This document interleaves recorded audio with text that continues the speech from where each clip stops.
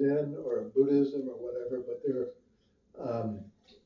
they're about issues that are important to us, I think, and this especially is important to us, to me, this talk tonight about the Higgs boson, because I don't understand it. And Nate's talk, the first time he gave it, it was like, oh, so that's why we're here. I'm going to make sure I say everything. So I wrote something out.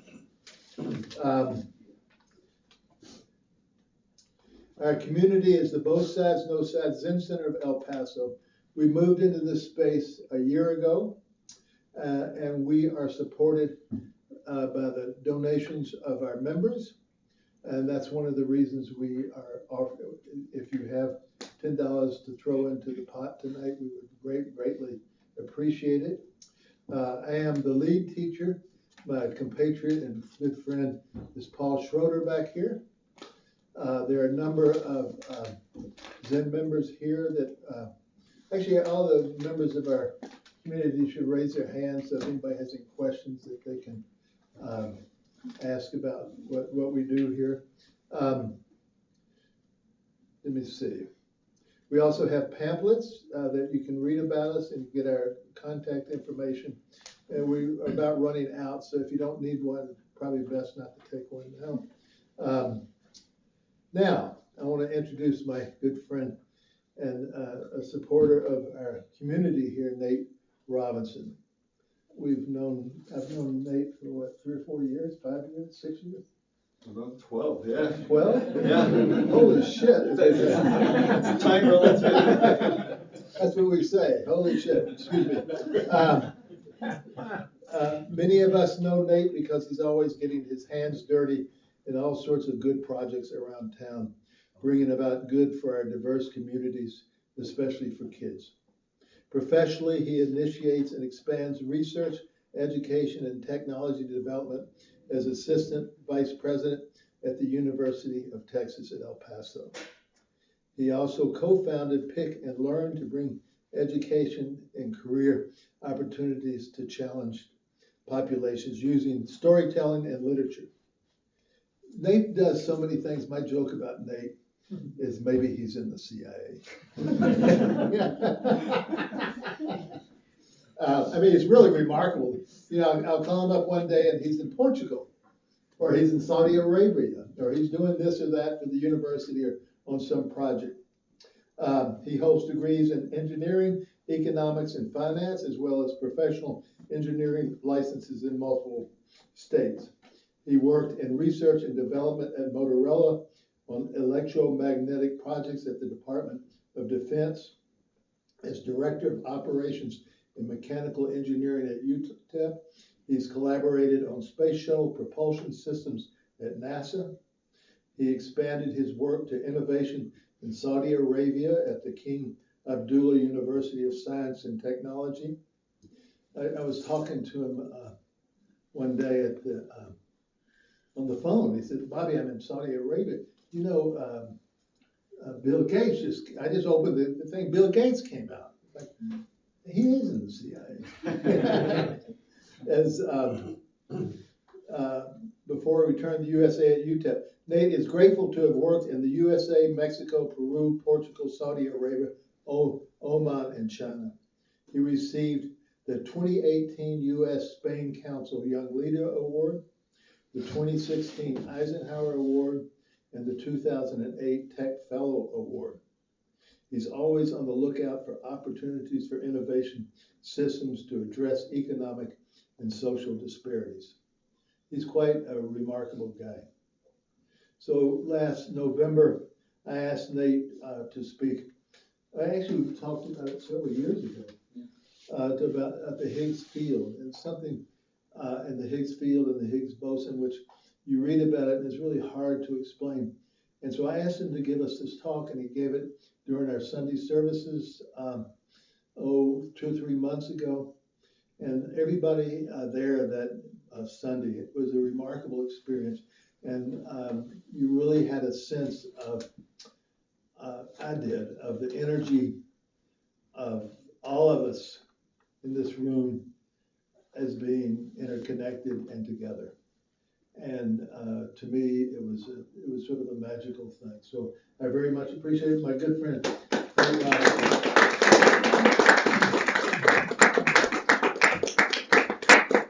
Thanks so much. That was a very flowery introduction. Very kind. There's a lot of people in this room that I'm so grateful. I'm grateful for everyone in this room, but some of you I don't know, but I know there's a lot of people in here that do a lot for the community that definitely humble my experience. So I'm humble and grateful to be here with you all, and appreciate and feel sorry for you having to listen to me for the next 30 to 40 minutes. So hopefully I can make it somewhat entertaining. And one of the ways that I thought about trying to do that, since we're going to talk about some things that might be difficult to conceptualize, or go against our kind of macro level understanding of reality, is to start off with like Newtonian mechanics, Newton's view of the universe, because it's much more relatable than, for instance, the Higgs boson and quantum mechanics. And so we'll hopefully build some momentum from the intuitive to the non-intuitive. And if you'll indulge me, along the way, I might make some parallels to, since we are in a Zendo after all, and we are a community, make some parallels to kind of Zen Buddhism or Zen philosophy. Along those lines, Heisenberg was a pretty famous physicist, scientist, and so was D.T. Suzuki in his own way. He was a rather popular Buddhist teacher, and both of them put out very similar statements about how language fails to describe experience. And so I'm going to start off with that as an excuse for my poor speaking skills to say it's the fault of language.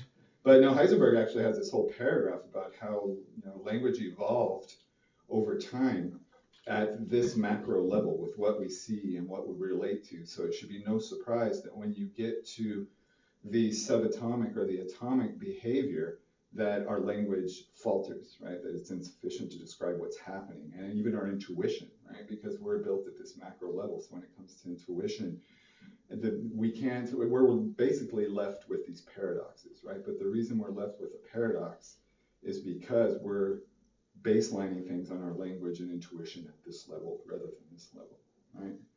And so that's a funny thing to keep in mind, because once we do run into these paradoxes, then it's either we're looking at this wrong, right, and we've got it wrong, or that our intuition and our language is insufficient and wrong for describing what's happening, and so it's not to say that quantum mechanics and quantum physics has got it all figured out, right? But it is to say that things happen there that aren't going to be necessarily intuitive unless you delve into it and flex your mind a little and accept that this may be the way things are, right? So Newton, I'll try to start off with Newton, but Oppenheimer is rather famous, or infamously known as the father of the atomic bomb. But just to get us ready for the kind of non-intuitive stuff, he said, if you were to ask me whether an electron stays in place over time, I would have to say no. And if you ask me if an electron moves in space over time, I would say no. So in motion, no. At rest, no. So before we get to the points of motion and rest coexisting in a superposition, I'll go with Newton, right? Because Newton came up with all kinds of things. He came up with the laws of motion, which we can relate to, right? Like something at rest, like me on the couch, right, tends to stay at rest unless acted upon by an outside force, like my wife, right? So Newton came up with laws of motion. He came up with gravity, right? He came up with this view of the world that's very billiard ball. Are you gonna be able to see this? Maybe I should switch to black. I'll switch to black. So he came up with a very billiard ball view of the world, right? With forces like these two. You have two bodies of mass. There's going to be a force of gravity that pulls them together. And for Newton, he wrote in there that these forces were put in there by God, right? So for him, the buck stopped there. It's these intrinsic, inherent forces that kind of pull things together. And so he was able to, and of course he's a brilliant guy, right? So he came up and was able to describe the force between things, where r is the distance between things, right? So you have this description of the forces between these objects, these massive objects. And intuitively, we can see how that is, right? We relate to billiard balls hitting each other and flying off the rails. What else did you come up with? So we can relate to something like an electric charge exerting a force, right? But later, almost 100 years or so, we had another guy come by named Faraday and another guy, Maxwell. And both of these guys started playing with charges. Let's say a Q is a charge, right? Started playing with charges in motion, started playing with coils that have a charge. And so they started discovering that there were fields, right? So you had these waves and these fields. And so we start deviating in our thinking a little bit, right? This is supposed to be a field, right? It gets weaker as it spreads over space, right? So we start deviating from just particles with this intrinsic force that just exists to these fields, right? So our understanding of the universe and our exploration of the universe is changing conceptually. And all this was pretty well and good. And then there was another guy, let's say, where do I want to go with this? So in the fields, there was later a guy named Planck, right? And so Planck is playing around with energy, experimenting with energy, not to diminish this. This guy discovered some pretty interesting things. And one of them was what's called black body radiation. But essentially what he did was analogous to looking at objects and when they heat up, right? Why do they heat up and go from red to orange to blue to white, right? And what he discovered was because matter absorbs and emits energy in these little chunks. So it's not a linear distribution, it's these chunks. And these chunks were given the name quanta, which now we're starting to get into, as you might guess, where the quantum physics and quantum mechanics come from. And quanta, by the way, is the Latin word, right, quantus. But since we're in El Paso and we have a lot of Spanish speakers, I'm sure you'll recognize that as cuánto, right? Which is how much, because we're talking about discrete amounts. Right? So if we go back to the field that Maxwell and Faraday were describing, then what they're saying is this field is actually made up of, and Einstein is starting to get involved now, by the way, and he's saying, okay, these fields are actually different amounts, like a density of quanta. So now we're starting to deviate, we're starting to play a little bit with concepts, right? Is it a field or is it a bunch of little particles in a packet? You see what I'm saying? And conceptually, we're starting to just try and stretch ourselves.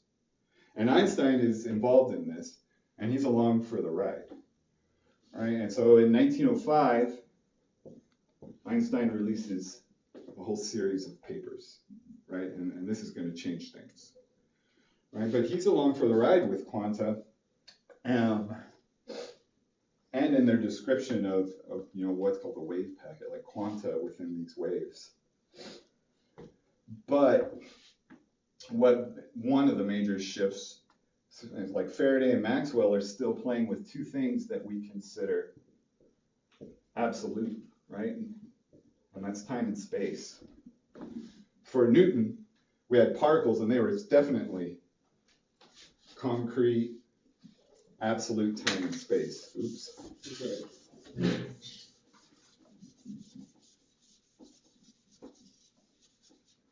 Right. I'll erase the whole thing. So we're stretching our mental conception of this field that is also quanta. And Einstein comes along, and his one of many, right, contributions is space-time. So now this isn't separate, right? He wrote it together, space-time. Because we can relate to, for instance, Newton's, this is supposed to be our three dimensions, right? So height, width, length, whatever description you want to give them. We can all relate pretty well to our 3 dimensions. And if you have something in that 3 dimensions that moves, then we can all agree there was a certain amount of time, right? The triangle's called delta, right? The delta t, a change in time, and then there's a change in distance, right? And we all agree, okay, we got it. Because this is very relatable to our macro world, right? And then Einstein's coming along and saying, well, this isn't necessarily so, right? Let's think of the universe as this fabric, right? This fabric of space-time. Again, one word. Let's think of it as one word. And if I were to put a heavy object down on space-time, just like if you were to imagine a canvas or maybe a trampoline, right? And something massive, right? Something with mass, then your trampoline's going to dip, right? Yeah. So if it dips, then you're going to have something that looks kind of like this. Everybody with me? And if you have another object with mass that's coming along, it's going to catch the curvature of that space-time that's dented by this other mass, right? So once that happens, its trajectory changes. So that is what we would think of as gravity, right? So remember before we had Newton's gravity, right, as these 2 forces that just exist, right? For him, they just were. And even when he had irregularities, he said that, God was always present and took care of the irregularities. But at the time, I mean, you can't necessarily blame him for that, right? I mean, the same way that we have a cosmological model that says dark matter and dark energy exist, 95% of all matter and energy is dark, and we can't see it or detect it, but we know it's there, right? So here's gravity in terms of bent space-time. Everybody good? And one of the ways that, I mean, of course, this has been tested, but one of the ways, conceptually, just so you can feel better about the bending of space-time, is to think of the sun shooting a photon, right, a light beam or a light particle, and then you have a celestial body in the way, which lines up with an observer, right? If this happens and space and time is curved, then they witness the bending of light around these bodies, which is one of the ways they verify that, yea, verily, this is true, right? There's a thing called space-time, and it is warping. But it is called space-time, right? So there's the space implication. Well, what about time? One of the ways they've verified time was by accident. I mean, they've done it numerous ways, but I think this one's fun because it was by accident, where you had Earth, and the Europeans tried to put a satellite up, and they had a propulsion problem, and so their satellite ended up going into a very elliptical orbit. And so since it's in a very elliptical orbit, then at certain points, it's much further from the center of the Earth than at other points. And at first, they thought they might just have to scrap the satellite and call it a loss. But on the satellite, they had an atomic clock, which is an extremely precise clock. And the scientists realized this gives us a great opportunity here, actually. A very expensive test, but we can make this a test of space-time. Except this time, instead of the warping of space, right, we're able to test the effects of that warp on time. And indeed, what they found with this very precise clock is that the time ran differently depending on where it was in its orbit. Pretty neat? So since we're talking about atomic clocks and Einstein, let's conceptualize a clock with a photon, right? This photon moves at the speed of light up and back down. And each time it does, is one tick on the clock. All right? Up and back down, another tick on the clock. So if we were to take this clock and shoot it off into space at a fast speed, what would it look like to an observer standing over here? Well, if we were to draw it out, the photon would have a path like this and like this, as this is moving, right? So the distance it travels is further than this distance. So when the clock ticks, it'll tick slower from this perspective. So the faster something goes, the slower time becomes. Now if Bobby we shot Bobby off into space, which I think many people have hoped to do. So if Bobby's on this and I'm here, then to Bobby's perspective, this clock is just going up and down. Oh. So there's no change in time for him, right? And what this would lead to is and there's something again called the twins paradox, right? So since Bobby and I look so much alike, we'll consider twins. One of them shoots off and comes back after a period of time at high speeds, right? When he gets back, his twin brother, that's supposed to be a beard, right? His twin brother is quite old, while he hasn't aged much at all. But kind of like we were talking about earlier, why is it a paradox? It's a paradox because often we think and relate to time in this very linear way, right? And so for us, if time is this linear, concrete thing, then how could it be that this would ever happen? You see, and so now, again, we're stretching our concepts, we're stretching our intuition. And so then you can end up with situations that are really funny. But before I get to the funny situations, let's go back to our clock. What would happen to our clock if we shot this thing off at the speed of light? Incidentally, the speed of light is more like the speed of a massless object, right? It's just photons don't have a mass, right? So if we shoot this off at the speed of light, then it never really goes up or down. It's just along for the ride. And if that happens, then what happens to time? It stops. There's no time. Right? And so then, in this way, this is an analog to understanding why c, right, the speed of light is the limit. You see what I'm saying? And again, it's another stretching of our concepts. Right? Remember before it was going this way, and then if we were to go even faster, it would go this way, and then eventually it would just go like this. And that's the limit.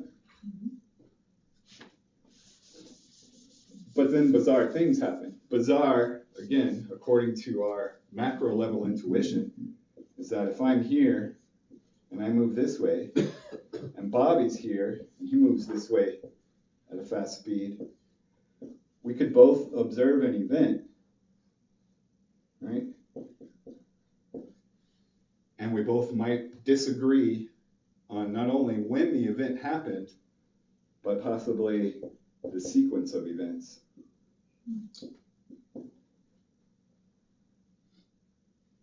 Again, right, more stretching. And so, since we're in the Zendo, I think it's worth mentioning, at least I find it fascinating that there are quotes that sound very paradoxical in Zen, like this Chan Buddhist Zhu, who said or wrote, the present, the future, physical space, and me as an individual are all just words of a superficial reality. And I think that's really funny that they had these mental constructs already that recognized the individual isn't what we think it is. Physical space, past, present, these are all just abstractions that help us deal with this external reality at our level. Is everybody still with me? Yes. Good, because this next one is even more fun.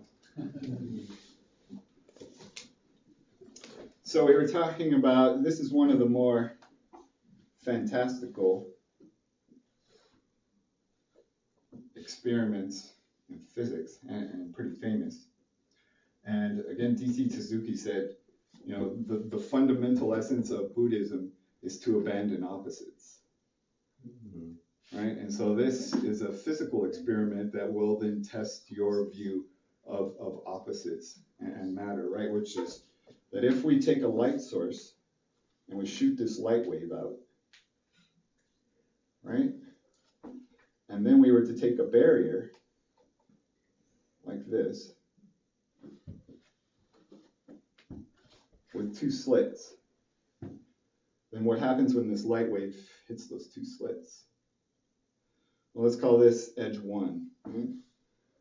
So over here, we're going to look at the opposite side of that, which is here.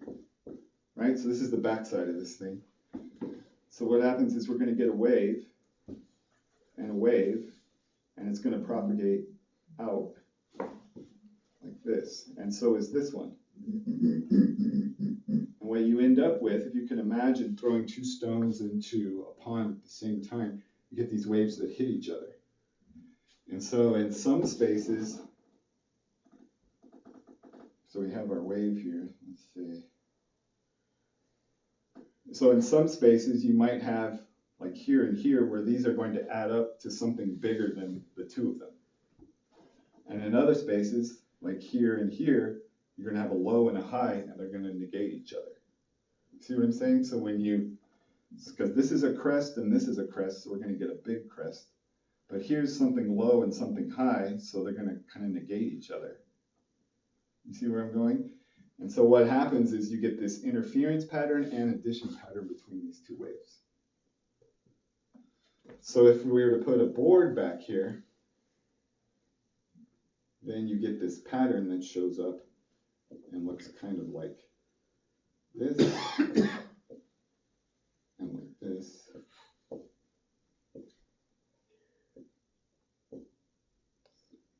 Roughly, right? Everybody good with that? Because that's the pattern you get when they add and subtract from each other, because you got two waves coming here. So in some points you get crests, and in some points they negate each other. Right? Then you take a different light source. And so now we'll take a laser, right? And we're going to shoot a photon. And this time the photon's coming. We're going to put this two slits in this barrier. Now our intuition would say this thing's going to hit here and bounce off. Right? We're going to have our wall back there to catch this. And then we're going to shoot another one, and another one, and another one. And we would think we're going to get something like this. And then occasionally one's going to go through and hit here and here. So our intuition would say, all right, we're going to get some kind of pattern. But what kind of pattern do we get? We get a pattern that looks like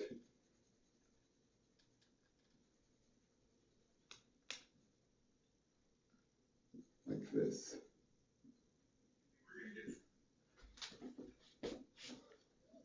So it looks just like this. Right? So then the question is, why? Right? And if you were to take a sensor or camera or something like that and put it here, or put one back here and try and infer what path it took, right? Then things get even weird. Right? But incidentally, if you block one of these slits off, then you just get a single pattern like this, and it behaves like you think it would.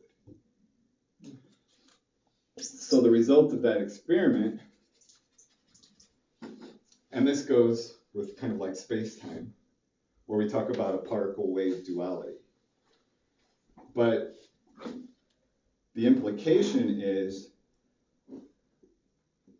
that when this photon comes here, it's not that it goes through the left or the right, it's that it goes through both. And on the other side, it interferes and adds with itself. So it exists in this superposition of states. So kind of keep that in mind, right? This superposition of states. And then when we do things like this, it forces it to be in one state or another. And when we shoot these, we don't have a way of knowing if this photon is going to put its energy here or here at the individual level. But when we shoot tons of them, then it follows a probabilistic model, right? And so it's this kind of issue that drove a couple people crazy. And one of them is, remember when we were talking about waves? And I didn't bring them up just for no reason. We were talking about waves or fields that are actually quanta. And so there's this wave function.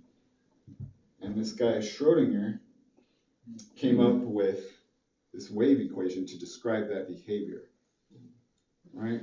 But he perhaps more famously started taking issues with the conceptual challenge of flexing his mind in this way as to what's going on, right? And so he came up with this analog argument to get his point across, which is pretty famous, right? Which is it's Schrodinger's cat, right?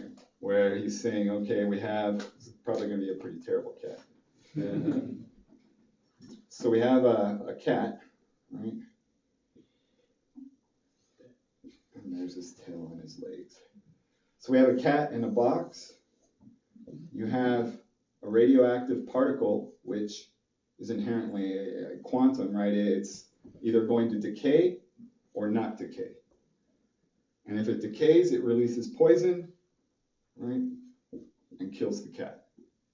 But if it doesn't decay, then the cat lives on, right? And it's in this box.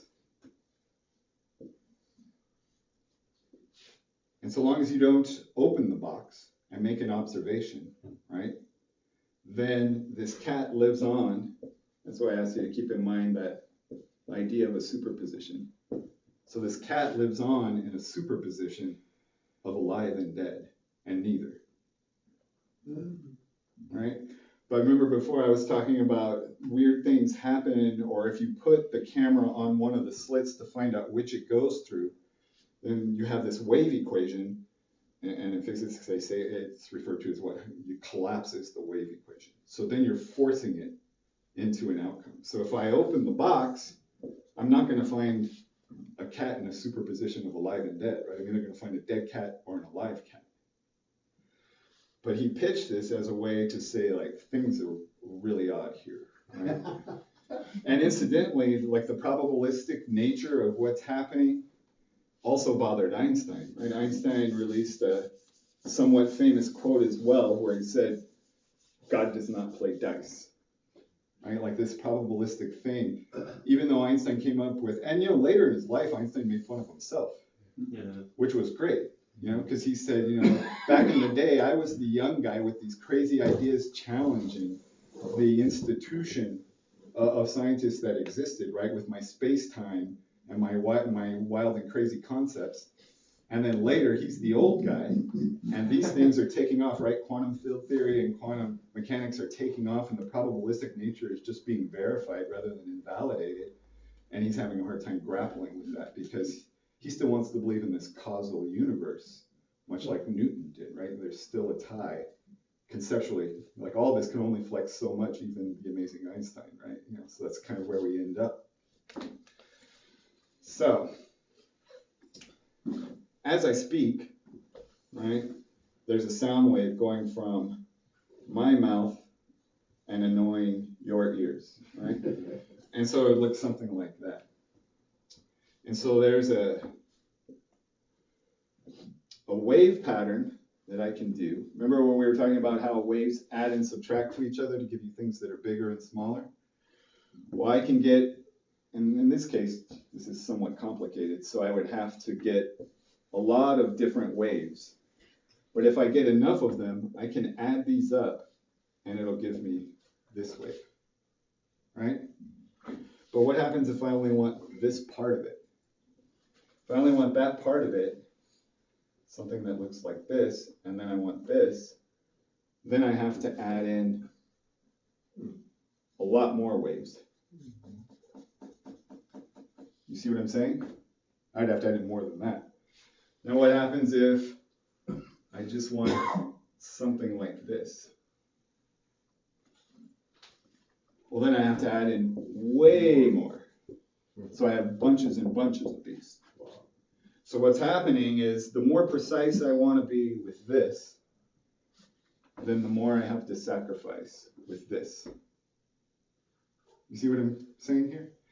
So if we have this distribution, this probability distribution, this wave function, and we think there's an electron somewhere in here, if I want to narrow down on where the electron is, right now it's somewhere in here, now it's somewhere in here, then something has to give. And so I started off the talk mentioning Heisenberg. This guy, I mean, he's famous for a few reasons, but one of them is called the Heisenberg uncertainty principle. And that's because, just like this, if you want to know where an electron is, let's say, then there's a fundamental uncertainty with its momentum, which is to say its mass times its velocity. So you can either know the location of it with precision, or the momentum with precision, or you can know both of them half-ass. You see? And that's Heisenberg's uncertainty principle, analogous to the way that I was showing you with these waves. All right? And so if we think about our standard atomic model, right, let's do a hydrogen atom. So a hydrogen atom, we have an electron, and then in the nucleus, we have a proton and a neutron. And in what they call the Bohr model, it looks something like this that we're familiar with, right? That the electron's orbiting this thing. And conceptually, you would think, okay, well, the location's not a problem. It's right there, right? And it's moving at this velocity, so this isn't a problem either. But that's just the model. That's not reality, right? It doesn't work that way. And that's why perhaps you've heard the terminology change to say an electron cloud. Right? There's an electron cloud because the electron isn't physically right there moving at that speed. You see what I'm saying? And of course, atom, that was the Greeks, right? From atomos, which means indivisible, because they thought, you know, and you can see, if you see a sedimentary rock made of constituent parts, right? You can see how you would think, oh, there's smaller and smaller things and they come together to build everything. So now we're flexing again to no longer are there solid parts, right? Instead, you have this atom with an electron cloud, right? And incidentally, most of the atom is empty space, right? So while my head may feel quite solid, as you all, from hearing my talk, will readily believe it's mostly clouds and empty space, right? But you see, this again takes some flexing. Now, if you're ready to flex further, right, let's keep running with this hydrogen model. So the hydrogen model has an electron, a proton, and a neutron. So if we were to guess, we would say the mass of this hydrogen atom is what? Well, it would make sense that it's the mass of the electron plus the mass of the proton plus the mass of the neutron, right? Yeah. Makes good sense. Right. Is it true? It is not, right? So how is it possible that you have an atom, right? It's like saying, okay, we have this box, and in the box, it's mostly proton and neutron, and then a little bit of electron, right? As far as mass is. And yet we put this thing on the scale, right? That's supposed to be a scale. And it doesn't equal. So what gives? Well, one of the things it gives is, let's look at our proton. Our proton is actually made up of other things, right? Namely quarks. So we got 3 quarks in there. These things are jiggling around, right? And would like to jiggle more, but they're bound in there. So the fact that they're jiggling means there's motion. And if there's motion, there's kinetic energy, right? The fact that they are bound in there and they would like to do more is a lot like a spring that's compressed, right? If a spring's compressed, right, then there's potential energy in there, right? And then if there's things jiggling and moving a little bit, just like if you were to rub your hands together, there's thermal energy in there, right? So we'll go back to our good buddy, right, who had his papers, and probably the most famous equation, right, equals mc squared, right? Now, is that the way he wrote it in his paper? That's not the way he wrote it in his paper, right? In his paper, it's m equals e over c squared. Now, while that may seem trivial, it shows that there is an interesting focus on mass, right? And so when it comes to here, what are we missing? Well, we have all of these energy sources, right? So then we would have plus the mass of this energy. See? So that's an interesting implication, right? That there's mass that's coming from energy. And there's often, I would say, a misconception of saying energy is converted to mass and mass is converted to energy. Because it's like saying, back when we were talking about light, that light is a particle that's converted into a wave that's converted into a particle. Not so. Or remember, or space-time. We're talking about something that's integrated in a way that goes beyond conversion. Everybody with me? Having fun so far? Yes. So then it brings up another question, right? And that question is, we have a proton, right, which shoots around at the speed of light because it has no mass, right? So it shoots around. Why doesn't it have a mass? Photon. Oh, photon. Yeah, thank you, Juan. We have a photon, right? Why is it massless, right? And then you have an electron or a quark, right? And they have a mass. So what gives?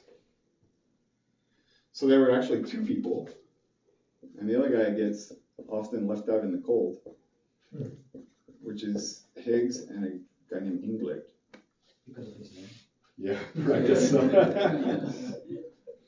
Though he did get to share in the Nobel Prize, which was nice, I'm sure, and especially the $1 million, right? So he's probably okay with him leaving his name out. So Higgs and Englert, they theorized, right, that all of existence, all of everything there is, the emptiness of space, right, is a field. Just like our fabric of space-time, there's a field out there, right, called Higgs field. And so what happens with the Higgs field is, I remember when we were talking about electrons, to think of it as just a particle that's flying around isn't really the right thought. So let's think of this as an electron field that's out there. So you got this Higgs field, and then you've got, I'm glad there are other colors. And then you've got an electron field, right? And if you've read up on, let's say, the Higgs boson, they use this terminology like this electron is moving through the Higgs field and runs into things. And I'm not a big fan of necessarily that terminology, or that it has this drag on it, which slows it down. And so since it slows down, then it has a mass. I'm not that big a fan of that terminology either, because I prefer to think of it, so just like the electron, remember when we had our wave and we're saying, okay, the electron is somewhere in here. So the electron is this excitation of the electron field. And so what you have is this field that interacts with the Higgs field. And the Higgs field has an energy to it, right? So when the Higgs field becomes excited, it gives some of its energy off to this electron field, right? And when this electron field takes that energy, right, then what we were just talking about, then masses and energy are interrelated. So now when it takes this energy, the electron gains mass. You see? And so that's why they won the Nobel Prize, right? They came up with this idea. And then in 2015, the Large Hadron Collider, right, which takes these particles, zips them around, gets them going at huge energy, and then collides them, verified the existence of this Higgs boson. So what's a boson? Boson is the particle that goes from, and it's a virtual particle, from the Higgs field to the electron field. It's that force carrier, it's that donator of the energy. And so when they collide these particles together, they don't actually capture a Higgs boson and then say, oh, here it is, and analyze it right in a test tube. I mean, this thing exists for like 1/20 billionth of a second. But they have this quantum field theory, this quantum mechanical theory and model that says we're expecting, some kind of blimp in energy, right? Because remember, the energy given is what becomes the mass. And so they collide these things together. They know what they're expecting, and then they just have to collide them to catch that 1/20 billionth of a second and see, does this happen? And so what they saw was indeed what they were expecting in this energy spectrum. They got this bloop, and then it was gone. And then they said, there it was. That was the Higgs boson. That was the donation of energy that became mass. And so people started calling it the God particle, right? Which Higgs wasn't a big fan of, by the way. But they called it the God particle because, for one, this Higgs field is everywhere, right? This Higgs field is everywhere. So in the emptiness of space, it's there.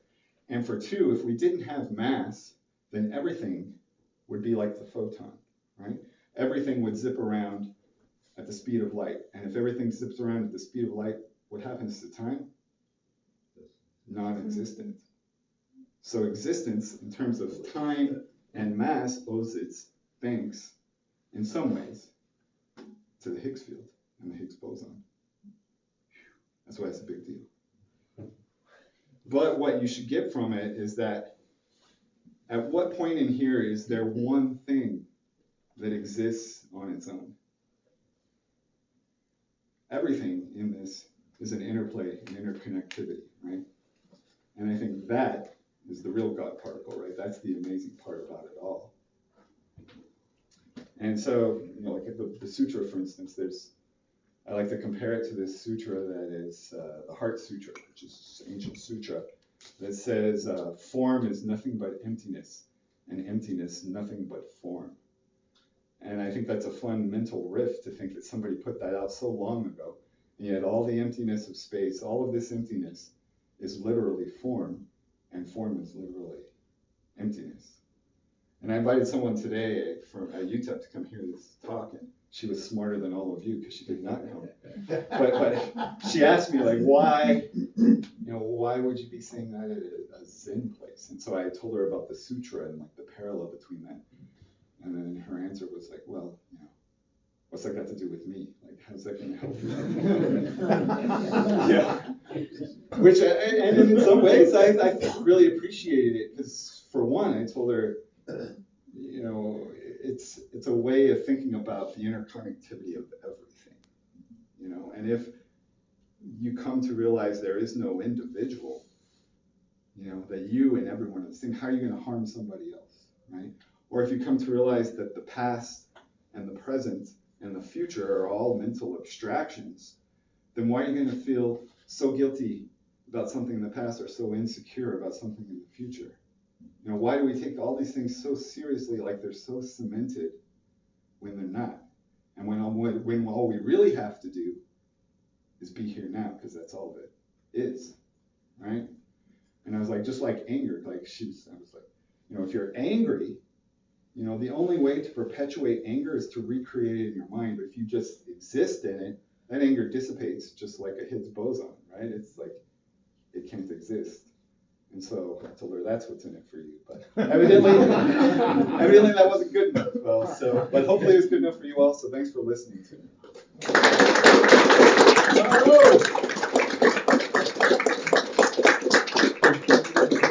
And my friend Juan here is a PhD in the philosophy of physics. So if you really want to nerd out on the metaphysical, hit him up with questions. Buy him a coffee. And yeah, if you have questions, please, I'm in that. Does anybody have any questions? I think we all got it. I'm just kidding. Hey, great job. It was so awesome. You were saying earlier in one of your earlier examples about language, right? That maybe gets in the way of us understanding. And then we were talking about the particle wave duality problem. For us, it had to be the one or the other. What can you tell me from what you know of Buddhism and ancient Eastern practices to keep it more open, that maybe their language, their thinking, their ontology is more open to seeing in not just black, white, but maybe that beautiful in between? What do you know? Yeah, well, you know, I have a funny experience when I was in China with regard to language, because like I mentioned earlier, guilt in the past and stuff, I'm prone to that kind of thinking. And in the United States, there's a lot of that, you know, there's a lot of I should have. You know, I should have done this, I could have done that. And in China, they don't have that tense. They don't have that tense. So if you tell someone, you know, if your father wanted you to be a doctor and you're sitting at the table and, you know, you're, you know, a banana vendor, and then one day you say, you know, I should have been a doctor, that Chinese father wouldn't understand. You couldn't even be able to construct that sentence. And so that punched me in the gut, because what a beautiful way to exist that you don't have that kind of I should have, you know? And so I think language, like you're saying, the ontology of it definitely affects. And of course, I was a native English speaker, and so I have very strong sense of opposites and of I should have and could have. Like I should have answered this question better. But I think that's what you're getting at, right? Is yeah, the language and our thoughts come from language. It's a coexistence, right? Place a framework upon our intuition and our logic that can be really hard to break out of.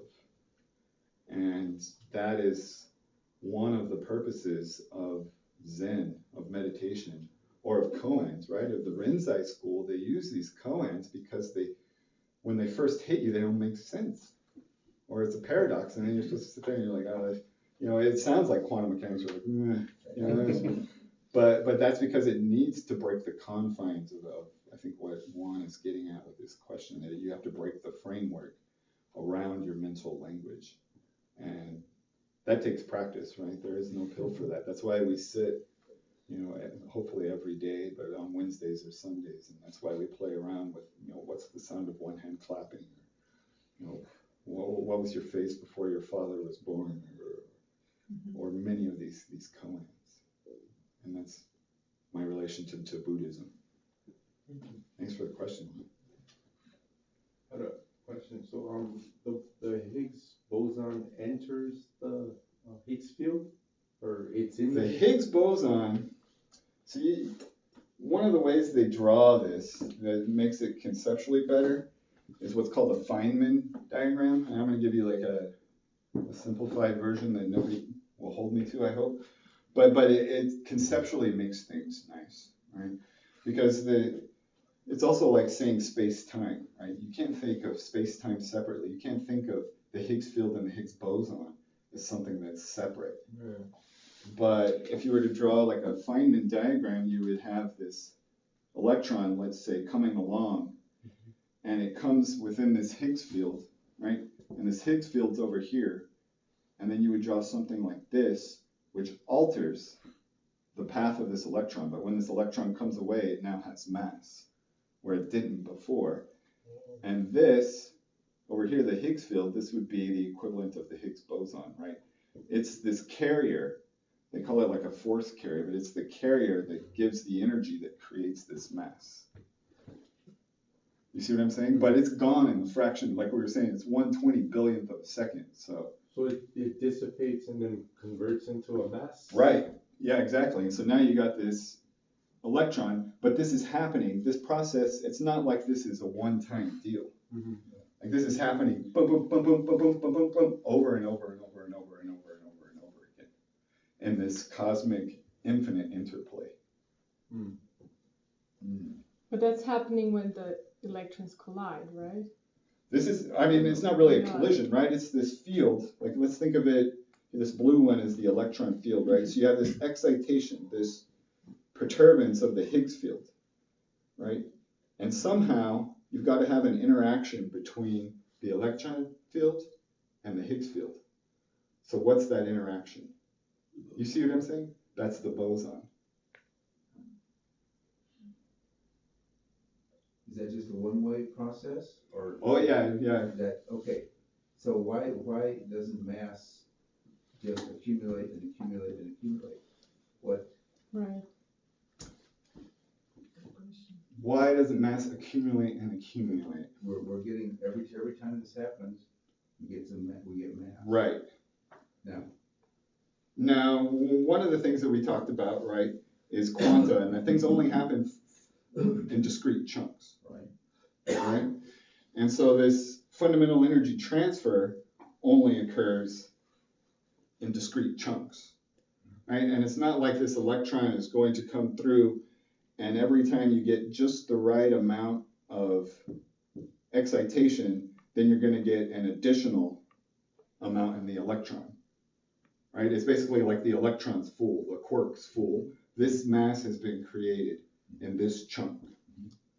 And I mean, in some ways, like where does the chunk come from?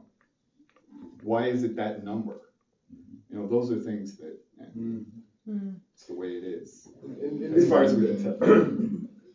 And this happens for like all particles, like you use the hydrogen in Yeah, no, this would happen for like quarks and electrons, right? Oh, okay. And then if we think about in our hydrogen atom, I'll get a different color so you can see. So our hydrogen atom has one proton and one neutron, and for simplicity's sake, we're just going to ignore the whole cloud thing, right? And we're going to go with an electron, right? So there's a fundamental, they call it an intrinsic mass, which gets at his question. So this thing donates a chunk of energy, it's a specific chunk, and that chunk of energy becomes a specific chunk of mass, right? And then here, if we were to look at our proton, this is our proton, right? So our proton, we're going to blow it up and look at it. Remember we were talking about how come the masses don't equal? Mm-hmm. Then you have three quarks. Mm. The quark has its own chunk of intrinsic mass that's a different amount than the electron, right? And it's these three guys, along with their energy, that make up the mass of the proton. Mm. So there are what they call elementary particles. The elementary particles are these base ones that we would think of as composites. That's the builders, like the electron and the quark. And then there's like, a ton of particles that exist. I don't know, how many, 200 maybe? Yeah. But they're built from constituent parts. Oh, okay. You see what I'm saying? Uh-huh. Just like the neutron and the proton would be built from quarks. But the electron is not, it's an elementary particle. So there's a certain number of them that are elementary particles, and then there's subatomic particles, and then just like the periodic table, where you see this arrangement, right, of atoms, right, elements.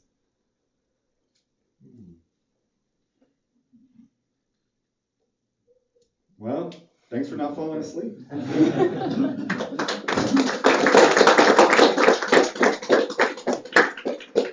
think there's one more. Yeah, just a question, I guess. You did a wonderful job laying this all out. I'm wondering though, what's the, for the sake of part of this, the so what of it. My ex-wife used to say, what's the so what of Zen practice? Yeah. What's the so what here? What's the teleos of it? For the sake of what are we looking at this? I mean, are you specific to Higgs boson or specific to this whole talk? You could, either way. Yeah, because I mentioned the young lady that I invited that didn't come. That was basically her question was, why?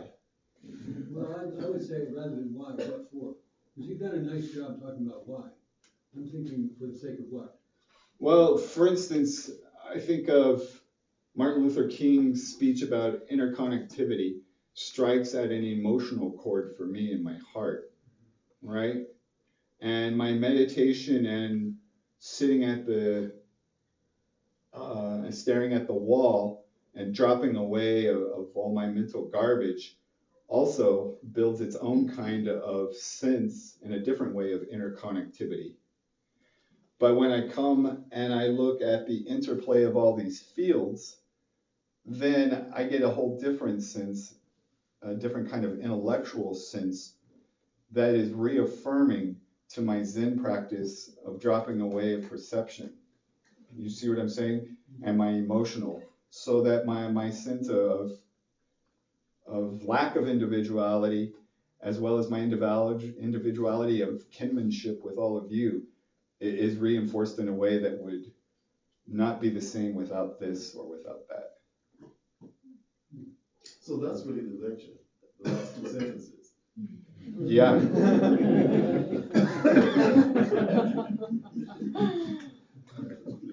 Well, thanks again. So the wisdom of the sutras came through meditation. I mean, they didn't do the intellectual. I mean, how the people who wrote the sutra 2,200 years ago came up with form is no other than emptiness, emptiness is no other than form. Yeah, I don't think they derived it, No. right? No. But they did a lot of wall sitting or wall walking and discovered it in their own way. And now, it's just another voice speaking to me, just as this one is, the baritone and that one's the soprano. But then that shows the power of meditation, of real meditation. Oh, I think it's amazing. I think it's amazing that they did this 2,000 years ago, and then we come up with this, and we're like, oh, they were kind of right.